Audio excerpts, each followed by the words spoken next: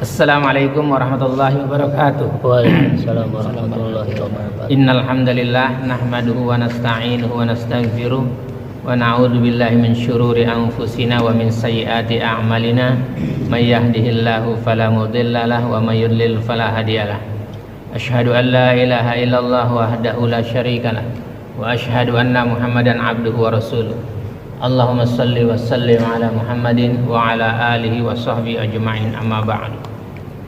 Ya ayyuhalladzina amanu taqullaha haqqa tuqatih wa la tamutunna illa wa antum muslimun. Ya ayyuhan nasu taqu rabbakumul ladzi khalaqakum min nafsin wahidah wa khalaqa minha zawjaha wa batha minhuma rijalan katsiran wa nisaa'a. Wattaqullaha alladzi tasaaluna bihi wal arham innallaha kana 'alaikum raqiba. Ya ayyuhalladzina amanu taqullaha wa qulu qawlan sadida yuslih lakum a'malakum wa yaghfir lakum dzunubakum wa may yuti'illaha wa rasulahu faqad faza fawzan 'azima. Alhamdulillahirabbil alamin. Pagi ini kita masih diberi kesempatan oleh Allah Subhanahu wa taala untuk dapat menunaikan salat subuh secara berjamaah. Kemudian dilanjutkan seperti biasa kita mentadabburi ayat-ayat Allah dan hadis-hadis Nabi sallallahu alaihi wasallam. Yang hanya kepadanya lah kita berharap ridha-Nya agar kita dan keluarga kita dijadikan oleh Allah Subhanahu wa taala ahlul Quran dan ahlul jannah. Salawat serta salam semoga tercurah kepada Rasulullah sallallahu alaihi wasallam, Muhammad bin Abdullah beserta keluarganya, para sahabatnya serta pengikutnya yang senantiasa menegakkan sunnah-sunnah Rasulullah sallallahu alaihi wasallam hingga akhir kiamat kelak. Mari sama-sama kita buka dengan bacaan basmalah. Bismillahirrahmanirrahim. Sekarang lanjutan kemarin ya. Sekarang ayatnya di 280 surat Al-Baqarah ya. Mulai dari 280, di 282-nya ini surat tentang muamalah, tentang jual beli ya, muamalah. Ayat terpanjang ya. Ayat terpanjang yang diturunkan oleh Allah di surat terakhir, surat Al-Baqarah ya. Ayat terpanjang ini ya. Satu kaca nih ya. Ngapalnya biasanya lama ini ya. Udah hafal belum ini? Ketawa dibilang. Kita 80-nya dulu ya, 280. Wa in kana du usratin fanadhiratun ila maisarah wa an tasaddaqu khairul lakum in kuntum ta'lamun. Dan jika orang yang berutang itu dalam kesulitan, maka berilah tenggang waktu sampai dia memperoleh kelapangan. Dan jika kamu menyedekahkan, itu lebih baik bagimu jika kamu mengetahuinya. Jadi utang itu disyariatkan oleh Allah dan Rasulnya. Syariat, aturan, diatur, dibolehkan gitu. Kenapa sih? Karena perutangan itu adalah sarana ibadah untuk mendekatkan diri kepada Allah Subhanahu wa taala. Karena memberikan utang berarti menyayangi manusia. Orang yang suka ngutangin itu orang yang sayang sama manusia. Jadi dibilangin hablum minan nas gampang. Jadi gak usah cerita hablum minan nas kalau dia nggak suka ngutangin juga sama orang ya gitu. Jadi hablum minan nas itu dia sayang sama orang itu. Kenapa? Mengasihi mereka, dia dikasihi orang itu. Kenapa? Karena dalam kesulitan gitu. Dan memudahkan urusan mereka. Orang yang ngutang biasanya sulit urusannya, maka dimudahkan sama orang yang memberi hutang gitu. Dan menghilangkan kesusahan mereka. Jadi orang yang memberi hutang itu banyak dapat pahalanya. Pertama apa? Dia menyayangi manusia. Kemudian dia mengasihi manusia. Kemudian memudahkan urusan-urusan orang lain. Kalau tagih marah-marah. Ntar dulu. Jangan mikirin itu dulu. Kita dulu yang ngutangin dulu. Kita harus niat yang lillah dulu ya. Kita. Dan menghilangkan kesusahan mereka ya. Jadi kesusahannya dihilangkan. Islam menganjurkan dan menyarankannya bagi kreditor. Dan Islam membolehkannya bagi debitor. Artinya orang yang mengutangin sama orang yang berhutang itu boleh. Itu dibolehkan ya. Gitu. Abu Hurairah meriwayatkan bahwa Nabi Shallallahu Alaihi Wasallam bersabda, barang siapa menghilangkan dari seorang muslim sebuah kesusahan di antara kesusahan-kesusahan dunia, maka Allah akan menghilangkan darinya sebuah kesusahan di antara kesusahan-kesusahan hari kiamat. Jadi orang yang memudahkan, menghilangkan kesusahan-kesusahan saudaranya di dunia, Allah akan hilangkan kesusahan nanti dia di akhirat, di hari kiamat. Enak nggak? Mikirnya jangan aneh-aneh dulu. Pikiran positif aja dulu. Kalau ada orang mau minjam uang atau berhutang, kasih gitu. Sebab kalau dia minta itu lebih buruk. Kalau orang minta lebih buruk. Kenapa? Makruh minta tuh, ya. Makruh, ya. Lebih baik dia ngutang, harga dirinya masih ada gitu, ya. Barang siapa memudahkan seseorang yang miskin, maka Allah akan memudahkannya di dunia dan di akhirat. Siapa saja orang yang memudahkan orang-orang miskin, Allah mudahkan dia di akhirat gitu. Kalau orang yang mempersulit, tunggu saja nanti. Jangankan di akhiratnya, di kuburnya saja susah.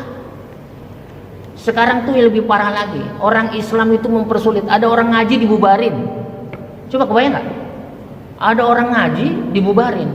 Ada orang main dangdut, maksiat, diizinin, dijagain lagi.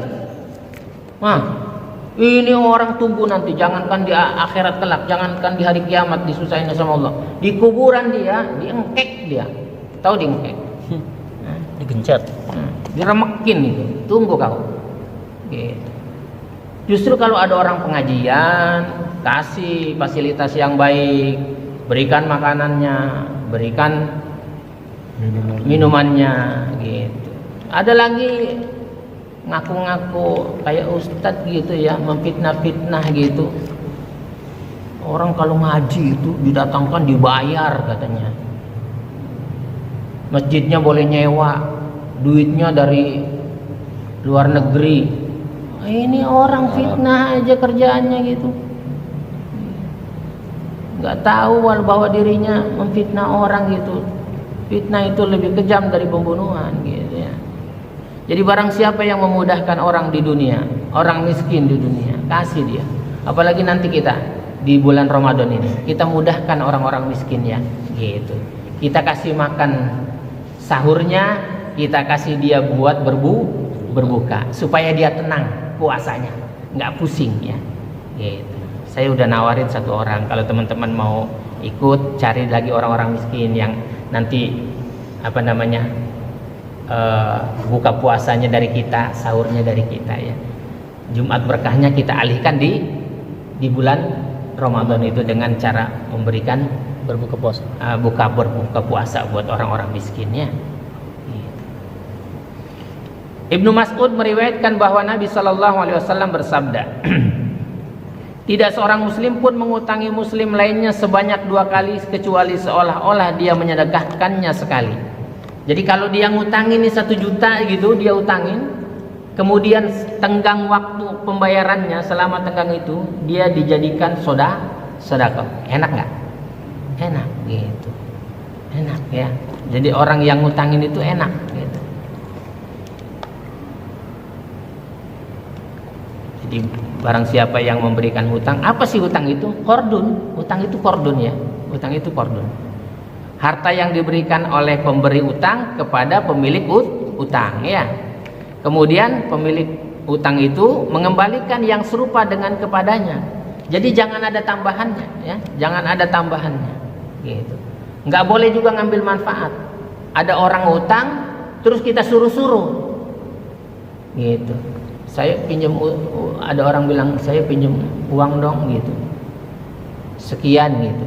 Kemudian ya udah nih saya kasih, tapi ntar nyapu-nyapu ya di halaman gitu ya. Ini nggak boleh juga yang kayak gitu, nggak boleh ya, nggak boleh.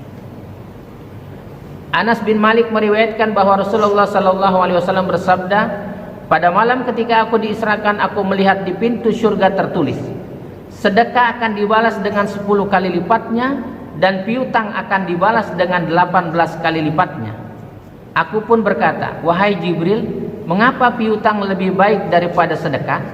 Jibril menjawab, karena peminta-minta meminta ketika dia memiliki sesuatu, sementara pencari utang tidak mencari utang kecuali karena kebutuhan. Jadi sodako sama orang yang ngutangin, banyakan mana pahalanya? Ngutangin. Banyakan ngutangin. Kenapa? Kalau sodako orang masih punya aja, dia minta, betul nggak?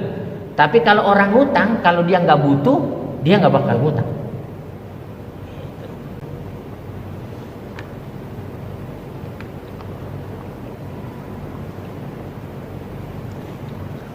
Kalau lebih hebat lagi kata Allah, dan jika orang berutang itu dalam kesulitan, maka berilah tenggang waktu sampai dia memperoleh kelapangan. Dan jika kamu menyedekahkan, udah dia dapat 18 pintu kebaikannya ya, dibalas 18, ditambah lagi ketika disedekahkan, dia tambahnya berapa? 10. Jadi dari 1 jadi 28. Untung bener tuh. Makanya enak jadi orang kaya. Nah, ini posisinya enak jadi orang kaya. Orang kayanya yang beriman, ya kan? Gitu. Ada orang posisinya enak juga jadi orang miskin. Kenapa? Sering menyebut nama Allah. Kalau miskin kan sering nyebut nama Allah, betul nggak? Ya Allah, subhanallah, subhanallah, la ilaha illallah, gitu kan? Kalau yang lagi miskin. Kalau yang miskinnya beriman. Kalau miskinnya nggak beriman juga, kesel-kesel melulu, ya kan? Jadi kata Allah di surat Al-Baqarah ayat 280-nya, dan jika kamu menyedekahkan, itu lebih baik bagimu jika kamu mengetahui, jika kamu tahu, gitu. Waduh, kenapa? Keuntungannya banyak. Maka setiap piutang, orang yang mengutangi yang mendatangkan manfaat adalah riba. Gitu. Pokoknya dia mendatangkan manfaat adalah riba, ya. Menolong mereka dalam menghadapi berbagai urusan dan memudahkan sarana-sarana kehidupan. Akad perutangan bukanlah salah satu sarana untuk memperoleh penghasilan, dan bukan pula untuk metode untuk mengeksploitasi orang lain. Jadi nggak boleh tuh ya, gitu, ngambil manfaat, dia riba.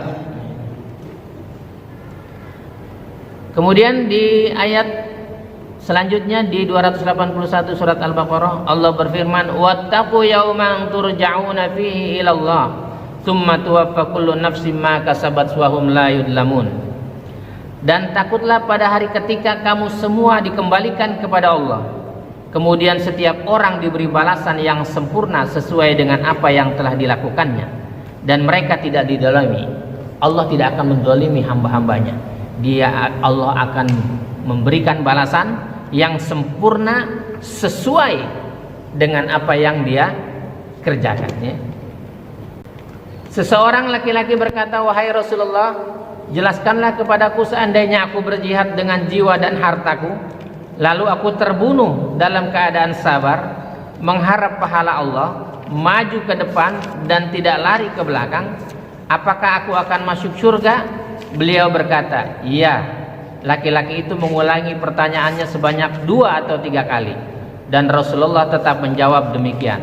Lalu beliau bersabda, illa inna mitta wa alaika dainun wa laysa laha indaka wafa'u. Kecuali apabila kamu mati sedangkan kamu memiliki utang dan tidak meninggalkan sesuatu untuk membayarnya. Jadi orang berjihad saja belum bisa masuk surga sebelum bayar utang. Maka kalau mau disolatin kita bilangin, bapak-bapak, rekan-rekan sekalian, bagi yang punya urusan utang piutang dengan jenazah ini, maka diselesaikan dulu. Hubungi keluarganya, gitu. Nanti kalau yang punya piutangnya orang beriman, dia bilang sama keluarganya, Pak, si Fulan punya utang sekian, mulai saat ini saya bebaskan dan saya lunaskan hutangnya. Oh, itu pahalanya mantap, gitu ya. Maka nanti kalau kita mau berhutang pun harus ada niatan untuk membayar. Kenapa? Karena Allah akan cukupkan untuk membayarnya. Sebagaimana sabda Rasulullah SAW yang diriwayatkan oleh Abu Hurairah, bahwa Nabi SAW bersabda, man akhada amwalan nasi yuridu adaaha addallahu anhu, wa man akhadaha yuridu itslafaha atslafahullah. Barang siapa mengambil harta manusia dengan keinginan untuk membayarnya, pinjam, niatnya mau membayar gitu, maka Allah akan membayarkan untuknya. Pasti dia dapat membayar. Kenapa? Nabi yang ngomong. Niatnya dia mau bayar nih. Kemudian Allah cukupkan. Dan barang siapa mengambilnya dengan keinginan untuk memusnahkannya, maka Allah akan memusnahkannya. Niatnya nggak bakal gua bayar utangnya lah. Jangankan jutaan, 100.000 saja, bahkan 5.000 rupiah, ketika dia tidak niat bayar, maka sesungguhnya dia tidak diberikan oleh Allah untuk dapat membayar hutang, ya. Jadi dianjurkan oleh Allah tuh untuk memberi tangguh kepada orang yang kesukaran, tuh ayatnya yang di 280 tadi kan. Jadi, dan jika orang yang berhutang itu dalam kesulitan, maka berilah tenggang waktu sampai dia memperoleh kelapangan, ya, sampai dia memperoleh kelapangan. Umpamanya janjinya saya bayar tanggal 1 gitu, kemudian tanggal 1 meleset, gajiannya ditunda sampai tanggal 5. Itu selama itu orang yang memberikan hutang sodakonya terus mengalir, bahkan lebih besar daripada pahala sodako. Kalau sodako pahalanya 10 kali lipat, begitu ya kan. Tapi kalau memberi hutang berapa? 18. Nah gitu, maka beruntung. Tapi ada titik koma di situ. Dan jika kamu menyedekahkannya, itu lebih baik bagimu. Tambah lagi. Nah gitu. Makanya orang yang berhutang, ketika datang kepada kita dia nggak punya minta tenggang waktu, kita bilangin, Mas, hari ini hutangnya kita lunasin. Saya lunasin hutangnya. Kira-kira seneng gak orang itu? Senang. Seneng. Berarti lagi marah-marah? Hah? Kalau lagi marah-marah? Enggak lah, jangan. Apalagi yang jutaan ya. Iya, ada itu. Takutan. Ada ya. Ketakutan. Ada orang yang kayak begitu.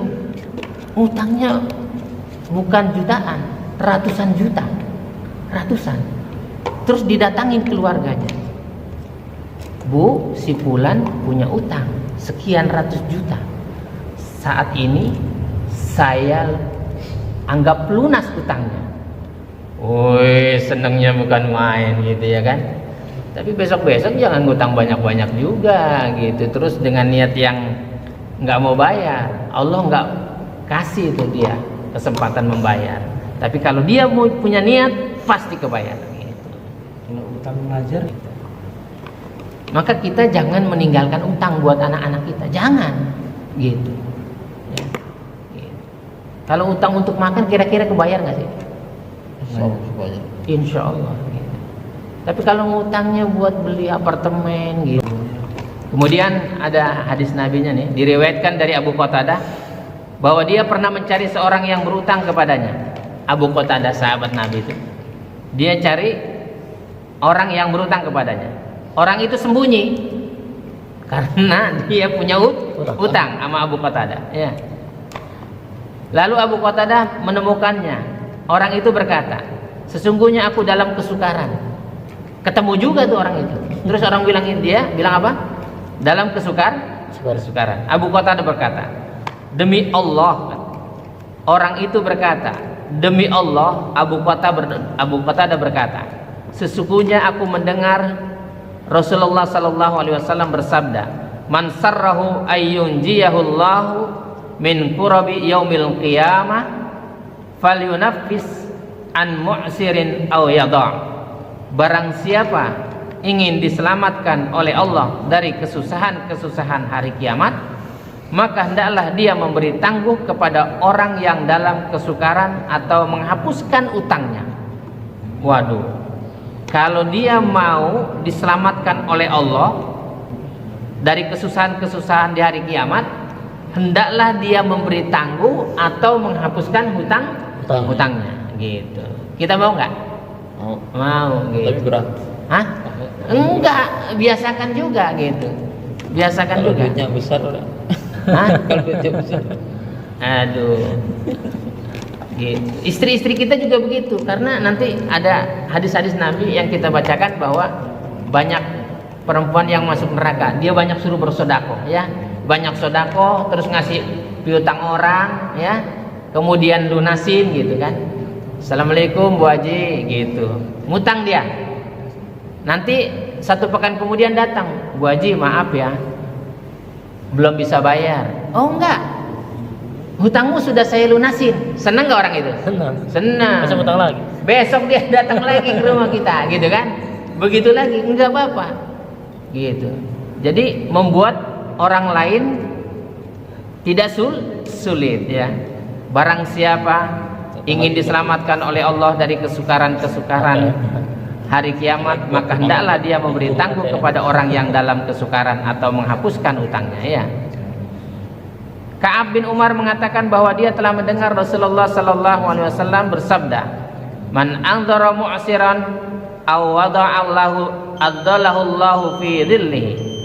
Barang siapa memberi tangguh kepada orang yang dalam kesukaran atau menghapuskan utangnya, maka Allah menaunginya di dalam naungannya. Nanti di hari kiamat dia mendapatkan naungan. Mudah-mudahan kita termasuk orang-orang yang nanti diselamatkan oleh Allah dari kesusahan-kesusahan di hari kiamat kelak, dan dapat naungan dari Allah atas amal kita memberikan utang kepada saudara-saudara kita dan memberikan lunas. Nah gitu, memberikan hutang dan melunasinya, agar kita mendapatkan naungan serta diselamatkan oleh Allah pada hari kiamat kelak. Mudah-mudahan kita semua termasuk keluarga kita Allah berikan rahmat dan kekuatan dan keikhlasan untuk membantu saudara-saudara kita, sehingga Allah nanti masukkan kita ke dalam surga Aden yang mengalir di bawahnya sungai-sungai. Subhanakallahumma rabbana wa bihamdika asyhadu an la ilaha illa anta astaghfiruka wa atubu ilaik.